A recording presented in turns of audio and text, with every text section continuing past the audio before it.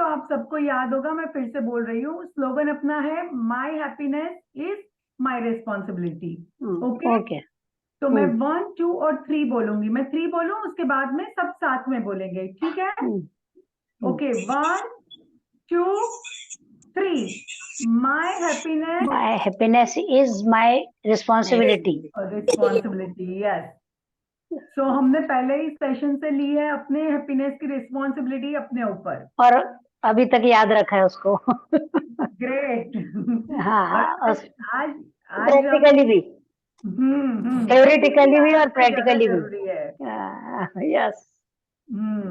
क्योंकि नहीं तो फिर सुना पौना घंटा और फिर वहीं पे रख के छोड़ के चले गए तो कुछ फायदा नहीं होगा। अगर अपने आप नहीं, जब भी मेरा मूड ऑफ होता है ना तो ये जुमला मुझे याद आ जाता है फौरन। अब मैं फौरन नॉर्मल हो जाती हूँ। हाँ।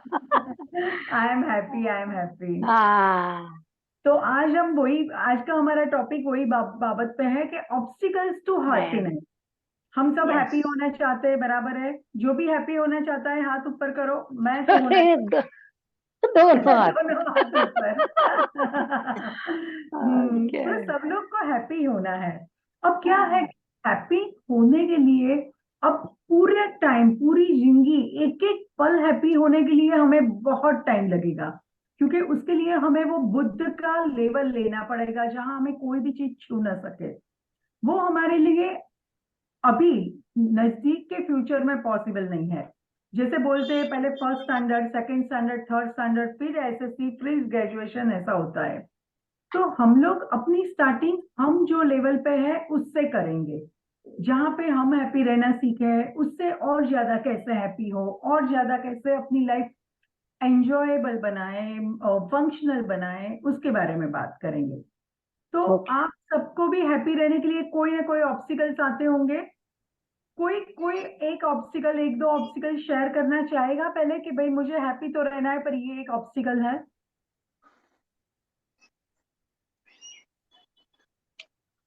Anybody wants to share? ठीक है, मैं स्टार्ट करूं प्रोग्राम के एंड हैप्पीनेस में में अगर। हाँ, यस मैम। ऑब्स्टिकल में अब मुझे समझ नहीं पड़ी चला। ऑब्स्टिकल मतलब ऑब्स्टिकल, रुकावट, रुकावट आती है, हाँ, हमें तो यानी खुश रुका रहना है हुआ। पर रुकावट आ जाती है। क्या करे, मैं तो खुश रहना चाहती हूँ पर क्या करूं, मेरा हस्बैंड रोज मुझे गुस्सा कर देता है, यस। रहने नहीं देता वो रुकावट है। भी उनकी he must be always interfering in your happiness. No, ये तो सिर्फ एग्जांपल दे रही थी, ही इज वेरी। एग्जाम्पल दे रही अगर सुन लिया सेशन तो भारी पड़ जाएगा। हाँ, सही। तो आज हम इस बारे में बात करेंगे कि हैप्पी रहने के लिए क्या क्या रुकावटें आती है, और उसमें से काफी रुकावटें हैं जो हम सॉल्व कर सकते हैं, जिसको हम 100% नहीं बट थोड़ी थोड़ी कम कर सकते हैं। तो वो कैसे करें, ठीक है? तो हैप्पी रहने के लिए दो रुकावट सबसे पहले मैं बताती हूँ। दो है, एक है आउटसाइड और दूसरा है नेचर। ये दो चीज है ना, वो मेन है और बाकी सब उसके अंडर आता है। तो सबसे पहले हम आउटसाइड की बात करें तो क्या है कि हैप्पी रहने के लिए हम क्या करना चाहते हैं, हम दूसरों पे अपनी खुशी देखना चाहते हैं, डिपेंड। डिपेंड बहुत कर रहे हैं। जैसे मैंने कहा कि मेरा हस्बैंड मुझे गुस्सा दिलाता है, मेरा हस्बैंड मुझे खुश नहीं रहने देता है, तो क्या है, हम ब्लेम दूसरों पे डाल देते हैं।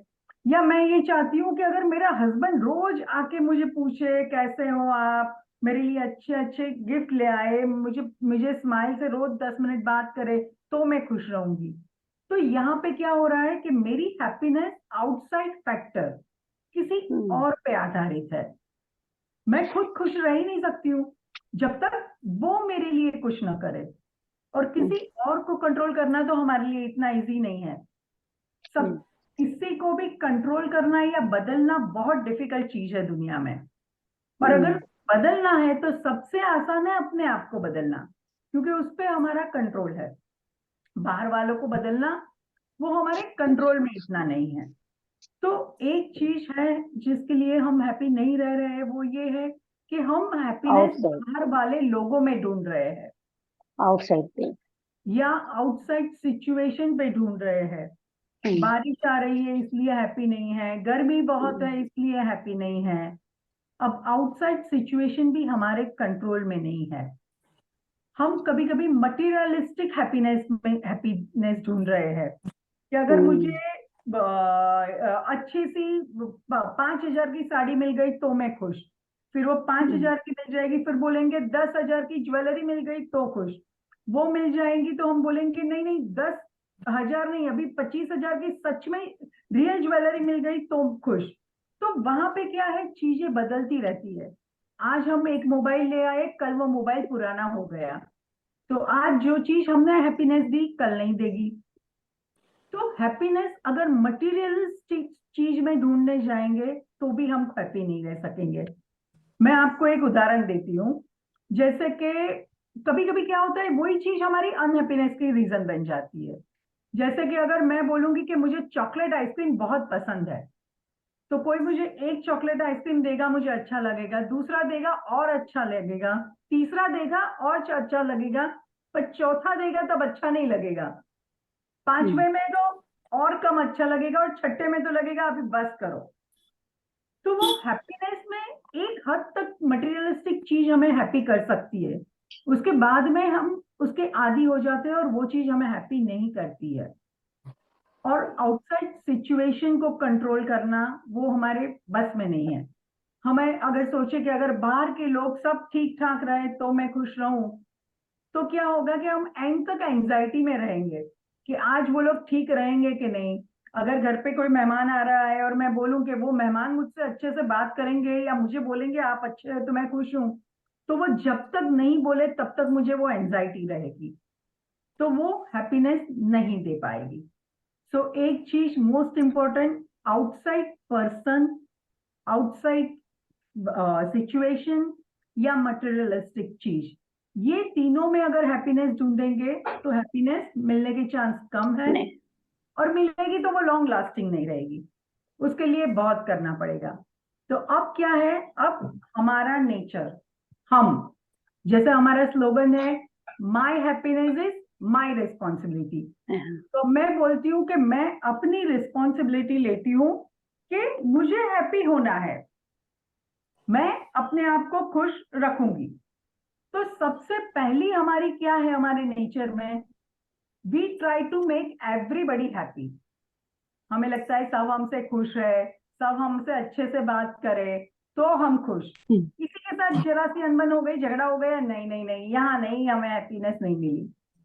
तो हम ये कहते हैं कि ऊपर से अगर गॉड भी नीचे आ जाए और मनुष्य की लाइफ जीते हैं तो वो सबको खुश कर पाते हैं? नहीं कर पाते हैं। तो जब वो चीज गॉड के लिए पॉसिबल नहीं है तो वो हमारे और आपके लिए कैसे पॉसिबल होगी? तो जो हमारी आदत है कि सबको हमें खुश रखना है, तो वो आदत की वजह से हम खुश नहीं रह पाते हैं। हमें क्या करना है, इसका मतलब ये नहीं है कि कल से मैं बस अलग अपना अपनी जिंदगी जिए जाऊंगी, किसी की खुशी की परवाह नहीं करूंगी, नहीं। बैलेंस इज अ की वर्ड। हमें हर चीज में बैलेंस ढूंढना है। हमें हर किसी को प्लीज भी नहीं करना है, उसके साथ हर किसी का ख्याल नहीं रखना है, सिर्फ अपनी सोचना है वैसा भी नहीं, बीच में एक बैलेंस रखना है। अब हर खुशी को खुश करने का पॉसिबल नहीं है। आप बोलोगे आप तो गॉड की बात कर रहे हैं, वो नहीं, हमें प्रैक्टिकल एग्जांपल चाहिए। तो मैं बोलूंगी कि आप जितने यहाँ बैठे हैं सब में से ज्यादातर लोग चाय पीते होंगे, बराबर है? अगर मैं अपने स्टाइल से चाय बना के दूंगी आप सबको, तो उसमें से पॉसिबल ही नहीं है कि सब लोग बोलेंगे कि हाँ ये चाय बढ़िया है, क्योंकि किसी को कम दूध वाली चाय पसंद है तो किसी को ज्यादा दूध वाली, किसी को चीनी कम चाहिए तो किसी को ज्यादा उबाली हुई चाहिए, किसी को गाय के दूध की पसंद है, किसी को उसमें अदरक पसंद है, तो कोई बोलेगा चाय का मसाला थोड़ा कम चाहिए, थोड़ा ज्यादा चाहिए। तो इसका मतलब ये नहीं है कि मुझे चाय बनाना नहीं आता है, इसका मतलब ये भी नहीं है कि मैं चाय बना के आपको खुश रखना नहीं चाहती हूँ। इसका मतलब ये है कि सबका लेवल अलग अलग है, सबको अलग अलग टाइप की चाय चाहिए, और इसलिए मैं एक प्रकार की चाय बना के सबको खुश नहीं रख सकती हूँ। तो मेरा मोटिव अगर है कि मैं चाय बना के सबको खुश रखूं, वो पॉसिबल नहीं है। तो हमारी जो एक जिद है कि हमसे सब खुश रहने चाहिए, वो जिद हमें थोड़ी छोड़ देनी चाहिए। तो अब आप कहोगे कि क्या ऐसा, तो फिर बेटी जब ब्याह करके जाएगी, हम जब ब्याह करके आए तो हमें भी तो मम्मी ने बोला था बेटा सबको खुश रखना, सबको खुश रखना। जब हम बोलते थे फोन पे मम्मी को हम खुश है, मम्मी मानती थी, पर उतना नहीं। अगर सास ने फोन करके बोला बहुत अच्छी है आपकी बेटी, तभी मम्मी को अच्छा लगता था। हमारे टाइम पे ऐसा होता था। तो हाँ, वैसे हम भी क्या करते हैं, जो बेटी अगर ससुराल जा रही है तो हम उसको सलाह देते हैं सबको खुश रखना, सबको खुश रखना। हमारे इंटेंशन अच्छे हैं, पर यहाँ पे क्या होता है, हमने भी वो कहीं ना कहीं देखा होगा कि सबको खुश रखने की दौड़ में हम तो कहीं ना कहीं अपने आप को ही खुश रखना भूल गए। यस। तो वही चीज क्या हम चाहते हैं कि हमारे पीछे वाली जनरेशन भी वही चीज ले, या नो, अभी हमारी जो बाकी की जिंदगी है उसमें भी हम वही किया करें? नहीं। तो क्या हमको ये सीख देनी चाहिए बेटी को, सिर्फ अपना ख्याल रखना, खुद खुश रहना है, बाकी सब जाए बाहर? ये नो, भी गलत बात है। तो क्या करना चाहिए? तो ये करना चाहिए कि हमें बोलना चाहिए कि आप सबकी परवाह करना, केयर करना, सबकी जरूरियात का ख्याल रखना, वो हमारे हाथ में है। सबकी जरूरियात का ख्याल रखने तक का काम मेरे हाथ में है, हमारे हाथ में है। पर वो ख्याल रखने के बाद में भी खुश रहना या नहीं रहना, वो सामने वाले के हाथ में है। मैं आप लोगों के लिए कितना भी करूं, पर वो उससे आप खुश हो या नहीं हो, वो तो आपके हाथ में है। मैं सिर्फ आपकी केयर कर सकती हूँ, मैं सिर्फ आपकी सुविधा का ख्याल रख सकती हूँ। तो अभी जब बेटी ससुराल जाती है तभी भी मैं चाहती हूँ कि ऐसी ही सलाह देनी चाहिए कि सबकी केयर करना, सबकी सुविधा का ध्यान रखना, और सब में आप खुद भी आते हो। ऐसा नहीं है कि सबका ख्याल रखने में खुद का ख्याल भूल जाए। और हमारा क्या है, तब क्या करेगी वो, सिर्फ सबकी परवाह करेगी। सामने वाला अगर नहीं भी खुश होगा तो वो सोचेगी मैंने अपनी कोशिश पूरी की, तो वो दुखी नहीं होगी। हम लोगों ने क्या कहा, जब फैमिली में कोई भी एक दुखी होता है, हम दुखी हो जाते थे, अपने पे ब्लेम लेते थे, शायद हमसे ही कोई गलती हो गई है। और ये हमारा धीरे धीरे नेचर होता गया। और अब ये उम्र में जाके वो नेचर हटा नहीं है, तो क्या होता है, फैमिली में कहीं भी अनबन होती है, हमें दुख होता है। हम फिर अपने आप को कोसते रहते हैं, मैंने कितना भी किया कुछ नहीं रिजल्ट आ रहा है। सो आज से मैं चाहती हूँ सबसे पहली चीज कि अपना काम है सबकी केयर करना, जिम्मेदारी समझना। सामने वाले को खुश रहना है तो वो रहेगा, नहीं रहना है नहीं रहेगा, उस तो पे नहीं। हमारा कंट्रोल नहीं है। दूसरी चीज, learn how and when to say no, even to your family members, even to oh, your elders, sometimes when it is very necessary. हमें difficult, difficult, very difficult, very difficult. Difficult. इसीलिए मैंने कहा how to से, गुस्से से। आजकल जो एकदम नई पीढ़ी टीनेजर है ना, वो एकदम गुस्से से नो बोलती है, वो हमें नहीं करना है। रीजन देना है और प्यार से, बट जहां पे जरूरी है। हमने हमारी लाइफ में, आज तक की लाइफ में, काफी टाइम हमें बहुत तकलीफ हो रही है, हम बहुत दर्द में हो, कभी कभी पीरियड्स पेन हो रहे हैं, तभी भी बड़ों ने कुछ बोल दिया तो अपने आप को छोड़ के उनका करने गए। और अभी जब हमारी कमर दुखती है तब कोई काम नहीं आता है ना। वो टाइम पे, जब डिलीवरी के टाइम पे या वो टाइम पे हमने अपना ध्यान नहीं रखा। So learn to say no, how and when. कभी कभी फ्रेंड्स में भी ऐसा हो जाता है, नहीं नहीं उसको बुरा लगेगा, और हम ना करने की चीज कर देते हैं, फिर घर पे आके रोते बैठते हैं कि अभी ये नहीं हो रहा है, वो नहीं हो रहा है। अरे भैया क्यों किया? उसको बुरा लगेगा इसलिए हमने कर लिया, राइट? तो learn to say no, and very politely, and whenever it is necessary. Self love, ये सेल्फ लव जो है ना, वो शायद हम जब छोटे थे तब सेल्फ लव को सेल्फिश का नाम दे दिया था। अगर हम यस। अपने आप को प्यार करते तो हमें सेल्फिश बुलाया जाता था, और हमें सेल्फिश नहीं बनना था। तो हमने सेल्फलेस हो गए, एकदम सेल्फ को भूल गए। हमारा आत्मसम्मान, हमारी जरूरियात, हमें जरूरियात क्या है पता है, लोगों की। अपनी जरूरियात भूल गए, अपना आत्मसम्मान कभी कभी भूल गए। बड़ों का मान करने का मतलब ये नहीं है अपना आत्मसम्मान भी भूल जाओ। सो वो सेल्फ लव बहुत जरूरी है कि अपने आप को भी प्यार करो। अपने हमें क्या चाहिए वो देखो। कभी कभी क्या होगा, कोई आने वाला होता है ना, हम 10 पकवान बना के बैठते हैं और घर के सब लोग बाहर जा रहे हैं, सिर्फ हम अकेले खाने वाले हैं। वो हम बोलते कुछ भी बना लो ना, क्या फर्क पड़ता है, चलो दाल चावल चढ़ा लो।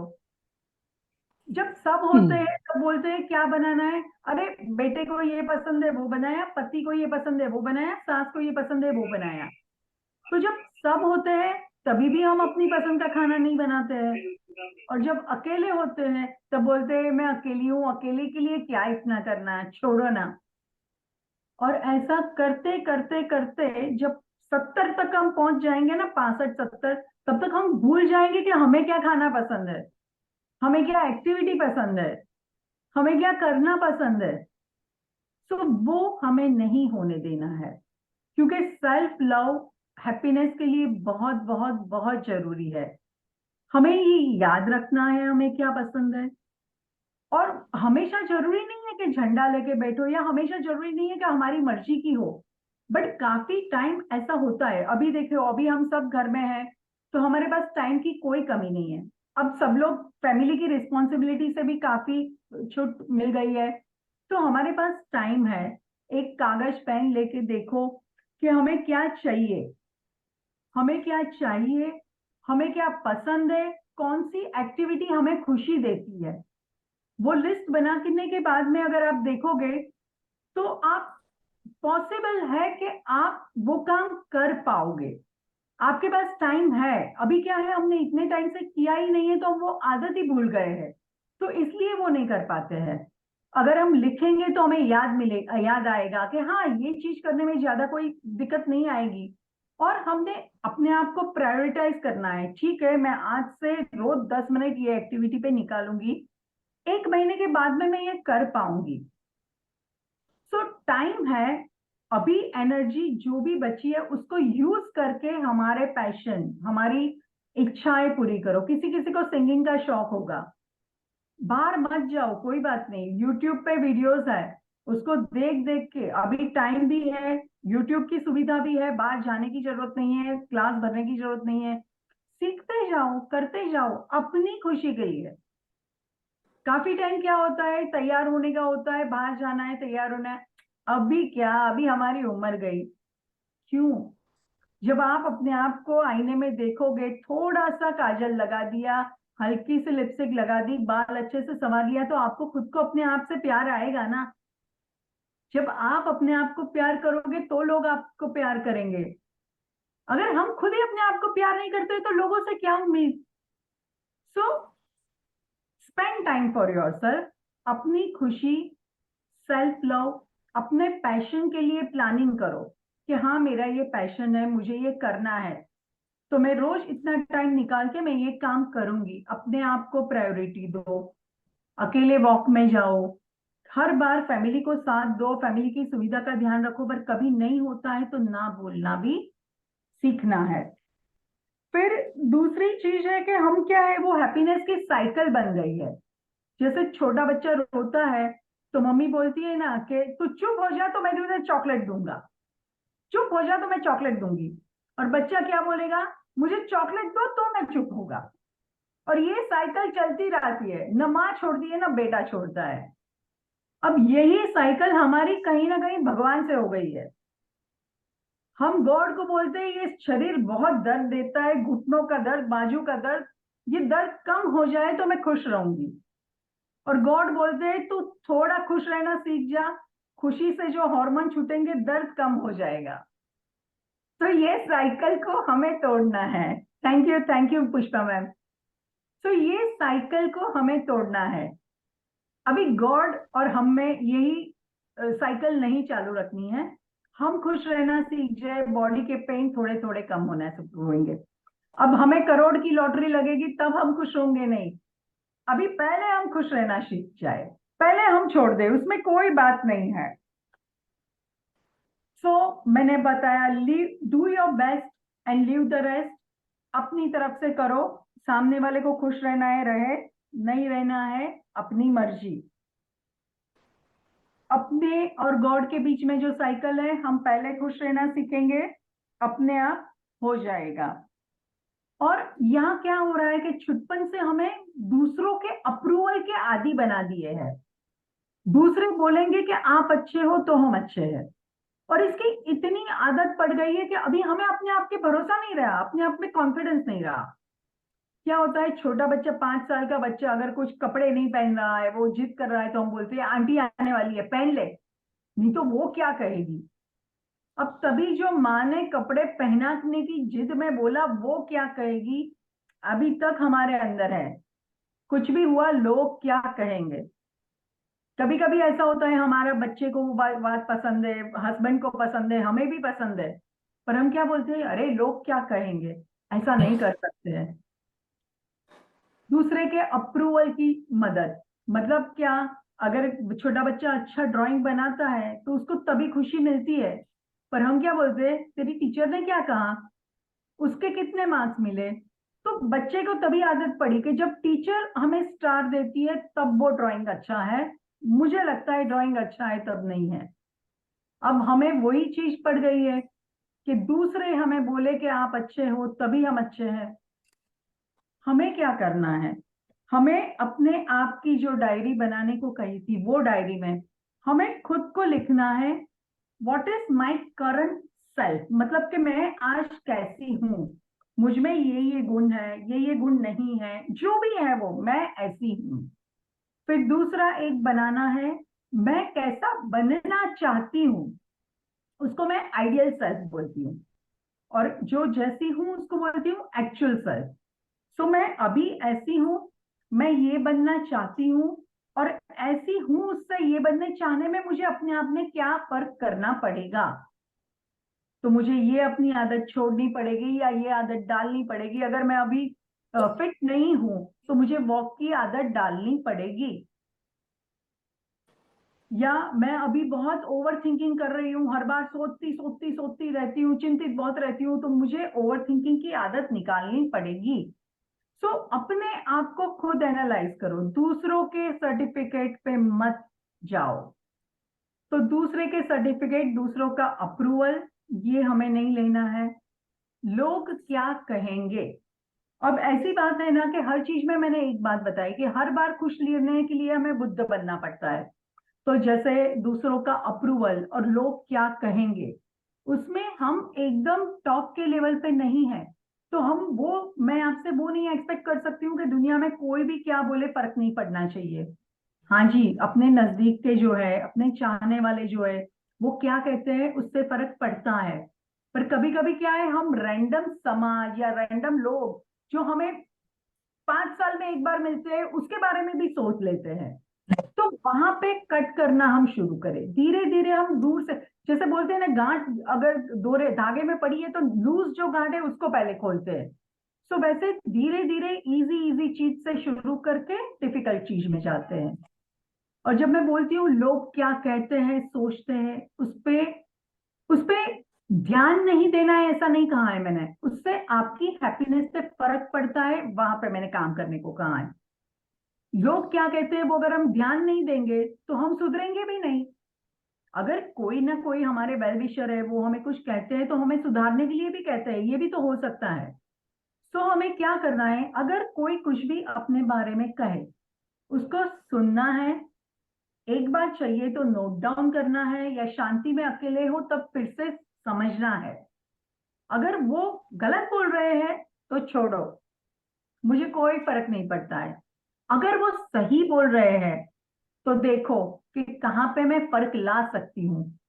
कभी कभी ऐसा होता है, लोग अपने भलाई के लिए बोलते हैं, तो ऐसा नहीं कह सकते हैं कि हमको कोई फर्क नहीं पड़ता है, हम किसी का नहीं सुनेंगे।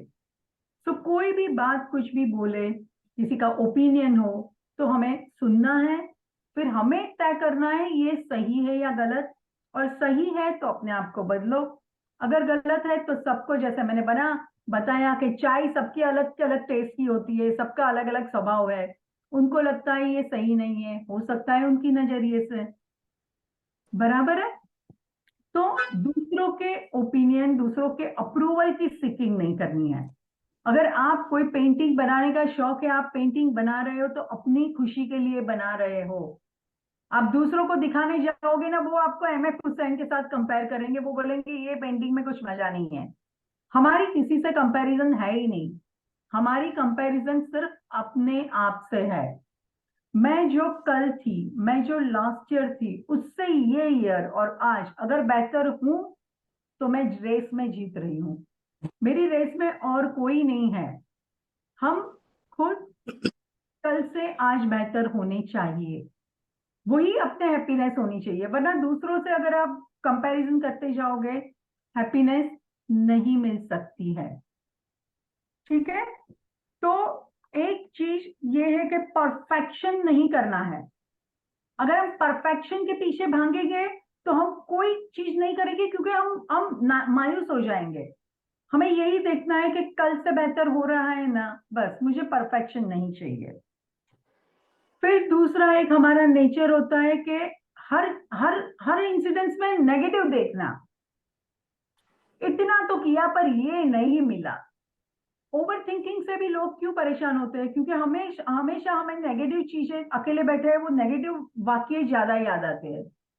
10 बार अकेले बैठे होंगे, 4 बार खुशी की चीज याद आएगी, पर 6 बार वो उसने वो टाइम पे बहुत गलत किया था। जब मैं 20 साल की थी तब मुझे मेरी सास ने इतनी तकलीफ दी थी, आज तक वो पिंड नहीं छूटा। तो वो तभी तो तकलीफ ले ही ली, आज याद किया फिर से तकलीफ ली। और जैसे थोड़ा सा गर्मी लगे तो हमारा पूरा बदन गर्म होता है। तो ये अगर नेगेटिव इमोशंस, नेगेटिव चीजें हम दिल में याद करें तो हमारा अंदर से दिल गर्म होता है। तो क्यों भाई, तब जो हुआ सो हुआ, अभी क्यों परेशान हो रहे हैं हम? एक जोक्स पे जैसे हम 10 बार 25 बार खुश नहीं हो सकते, वैसे एक ही इंसिडेंट को लेके हमें 10 बार दुखी नहीं होना है। ये चीज गांठ मार लो। होगा, याद आएगा, क्योंकि वो हमारी जिंदगी का एक हिस्सा हुआ है। हमने कुछ चीज भुगती है, थिंग्स हैव हैपेंड, सो वो याद आएगी। बट वो आती है, धीरे से चले जाने दो। उसके पीछे पीछे पीछे पीछे अगर लंबा धागा लोगे तो तकलीफ होगी। जैसे बोलते हैं थॉट और थिंकिंग के बीच का फर्क। थॉट्स आते ही रहेंगे, उस पे अच्छे भी आएंगे, बुरे भी आएंगे, खुशी के भी आएंगे, गम के भी आएंगे। पर एक थॉट आए उसके ऊपर दूसरा तीसरा, वो जो माला हम नेस्ट बुनते रहते हैं, वहां पे तकलीफ है। तो हमें नेस्ट नहीं बुनना है। थॉट्स आते हैं जाते हैं। और इसके लिए मेडिटेशन बहुत हेल्प करेगा, क्योंकि मेडिटेशन का एक रूल क्या है कि हम बैठते हैं, थॉट्स आते हैं जाते हैं, हम अपने सांसों पे ही ध्यान रखते हैं। So meditation will help a lot for happiness. So meditation please, अगर स्टार्ट नहीं किया है तो स्टार्ट कर दो।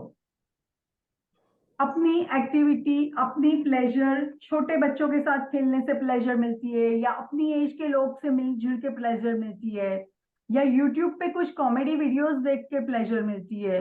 ये सारी चीजों में हमें खुशी मिलती है। और इसके लिए हमें ऐसा नहीं है अब क्या, नहीं, हर चीज, जिंदगी में एक चीज चाहिए हमें, वो है स्पार्क। जब हमने ये सोच लिया ना कि अब हम बूढ़े हो गए, अब हमारी जिंदगी खत्म हो गई, जैसे तैसे हमारे दिन निकल जाएंगे, वो स्पार्क ठंडा हो गया।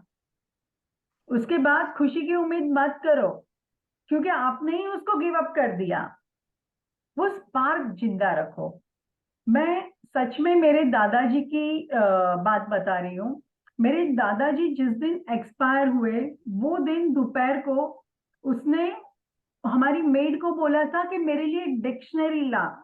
वो गीता पढ़ रहे थे और उनको कोई एक वर्ड का मतलब अच्छे से नहीं समझ में आ रहा था, तो उन्होंने कहा मेरे लिए डिक्शनरी लाओ। तो कहने का मतलब ये है कि एंड के दिन तक उनमें वो धगश थी कुछ नया सीखने की, कि मैं नया सीखूं। मुझे ये नहीं वो वर्ड छोड़ के वो आगे का गीता भी पढ़ सकते थे, पर नहीं, मुझे सीखना है, मुझे जानना है। सो आप लोग भी कुछ ना कुछ सोच सकते हो कि हमें क्या नया सीखना है। जब हम कुछ नया सीखते हैं तो हमारे दिमाग के वायर्स जो होते हैं ना, वो साइंस की टर्म में सब है, पर उससे खुशी मिलती है। सो आज तक हमने राइट हैंड से लिखा है, कल से कुछ ना कर सको, हमें लगे हमारा पैशन याद नहीं है, क्या एक्टिविटी करनी याद नहीं है, लेफ्ट हैंड से अपनी मातृभाषा में या एबीसीडी में लिखना शुरू करो। और जैसे हम अपनी अचीवमेंट देखेंगे, अरे कल मुझे A to Z लिखने में इतना टाइम लगा था, आज इतना टाइम लगा, वो हमें खुशी देगी। क्या है कि हमें खुशी को ढूंढने नहीं जाना पड़ेगा, फिर खुशी हमारा रास्ता ढूंढ के आ जाएगी कि भाई यहाँ पे लोग हैप्पी रहते हैं, यहाँ हैप्पी रहना चाहते हैं। जैसे बोलते हैं ना, जो जो अच्छा करते हैं, अच्छा चाहते हैं, उसको सामने से मिलता है। तो जैसे हम चाहेंगे तो हमें भी सामने से मिलेगा। फिर एक्सेप्टेंस और फॉरगिवनेस, ये दो चीजों के बारे में तो बहुत कुछ बोल चुके हैं, तो उसके बारे में मैं ज्यादा बोलना नहीं चाहती हूँ। बट एक्सेप्टेंस होना चाहिए, फॉरगिवनेस होनी चाहिए, ग्रेटिट्यूड होना चाहिए, लिव इन प्रेजेंस, मतलब अभी आज की जिंदगी में आज में रहना चाहिए। दूसरी एक बड़ी गलती हम क्या करते हैं, we choose value for money over happiness. मैं एक उदाहरण दूंगी कि अगर आप बाजार में गए और एक जूता 5,000 का है, और अगर ऐसा है कि एक जूता खरीदो तो दूसरे पे 60% फ्री, आपको दूसरा जूता पसंद आ गया पर वो सिर्फ 2,000 का है, दूसरा जूता 2,000 का बहुत पसंद आ गया, एकदम कंफर्टेबल है, फिर भी आप क्या करोगे, वो 5,000 वाला दूसरा ढूंढने निकलोगे, क्योंकि 2,000 पे 50% फ्री, तो 1,000 हुआ, 5,000 वाला हमें ढूंढना है क्योंकि पहली 5,000 की है। सो हमारी प्रायोरिटी हमारी हैप्पीनेस से वैल्यू फॉर मनी बढ़ गई है। मैं ये नहीं कह रही हूं ये नहीं करना चाहिए, पर हमें एक बैलेंस लाना है कि कहाँ पे हमारी हैप्पीनेस ज्यादा इंपॉर्टेंट है, कहाँ पे हम वैल्यू फॉर मनी करना छोड़ सकते हैं। So happiness over value for money मत करो। दूसरे के ओपिनियन को जितना मान देना है उतना ही मान दो। और सबसे ज्यादा जरूरी है अपनी जरूरियात समझो। कभी कभी हमें खुद को हमारी जरूरियात नहीं मालूम है, हम दूसरे शॉपिंग करने फ्रेंड के साथ जाते हैं, उसको पूछते हैं कैसा लग रहा है ये, मुझे फ्रेंक ओपिनियन दे कैसा लग रहा है ये। क्या हम सभी फ्रेंक ओपिनियन के लिए तैयार हैं? अगर है तो ही पूछो, वरना हम बोलेंगे कि फ्रेंक ओपिनियन दे कैसा लग रहा है, फिर वो बोलेगा ये लाल कलर है ना, तुम पे जच नहीं रहा है, घर आके बस मूड खराब, अपने आप को बहुत जवान समझती है, मुझे बूढ़ी बोला, मुझे बोला लाल कलर पसंद नहीं आया। पर ओपिनियन किसने मांगा था? हमने मांगा था। तो वहीं पे ओपिनियन मांगिए जहां सच में हमारी लेने की कैपेसिटी है, वरना मत मांगो। दूसरी चीज, हमें बराबर मालूम होना चाहिए कि रिश्तों से हम क्या चाहते हैं। जैसे आजकल काफी लोग बोलते हैं हम बहू नहीं ला रहे हैं, हम बेटी ला रहे हैं। हम तो उसे बेटी की तरह प्यार करना चाहते हैं, हम उसे बेटी बना के रखना चाहते हैं, हमें बेटी चाहिए। बहुत अच्छी बात है कि आज पहले की तरह बहू नहीं ला रहे। हमें एक एक्चुअल में एक कस्टमाइज रिलेशनशिप चाहिए, हमें बेटी नहीं चाहिए। अगर वो बेटी अपनी माँ से जिस तरह से बात करती है, जिस तरह से झगड़ती है, जिस तरह से नखरे दिखाती है, क्या वो हमारे साथ दिखाएगी तो हमें चलेगा? तब हम बोलेंगे मान नहीं देती है, ऐसा तो कैसे चलेगा? सो बी क्लियर कि हमें क्या चाहिए हर रिलेशनशिप से। हमें ऐसा चाहिए कि वो हमें अपनी माँ को प्यार करती है वैसा हम प्यार करें, पर उसके साथ साथ रिस्पेक्ट चाहिए। वो अपनी माँ को तू करके बुलाती है, पर हमें तू करके बुलाएगी तो हम बोलेंगे नहीं, हमें आप कहो। So be very clear about what you want from your life. और टू गुड नेचर और टू बैड नेचर, वो भी हमें हैप्पीनेस से दूर ले जाएगा। बहुत अच्छा नेचर होगा तो सब लोग हमारा लाभ लेंगे, बहुत बुरा नेचर होगा तो कोई हमारे करीब नहीं आएगा। सो टू गुड नेचर और टू बैड नेचर, वो भी परेशानी करता है। ठीक है, बराबर है। अब मैं आपको पूछूंगी कि आप लोग सबको अपना एक कंफर्ट लेवल लेके क्या एक चीज आपको चेंज करनी है, वो आप लोग अपने आप में तय कर लो। एक मैं सजेशन देती हूँ कि हर रोज अपने आप को, हर रोज नहीं तो हर हफ्ते नहीं तो हर महीने, उतना तो टाइम मिल ही जाता है, अपने आप को पूछो, how can I make my life more enjoyable. जब आप अपने आप को ये बोलोगे, तब उसका मतलब ये है कि आप बोल ही रहे हो अपने आप को कि मुझे एंजॉय करने का हक है। ऐसा नहीं है मेरी जिंदगी खत्म हो गई है, I can enjoy my life. So हर टाइम अपने आप को पूछो, how can I make my life more enjoyable. आप लोगों को ये सवाल याद रहेगा? So what step you will take